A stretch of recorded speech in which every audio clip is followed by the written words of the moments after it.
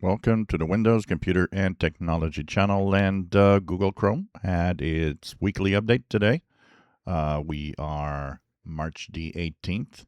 And if you go to the upper right corner, three vertical dots, go to Help and About Google Chrome, you'll be pushed to version 146.0. That's 7680.154.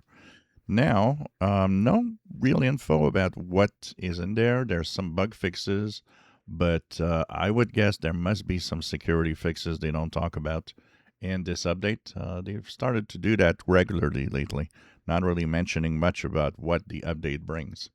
So, anyways, just to stay safe, I think it is, good idea to update. For those that are asking, I get that question from time to time. Yes, if you use Chrome as your main browser, in general, the Chrome updates come to you automatically.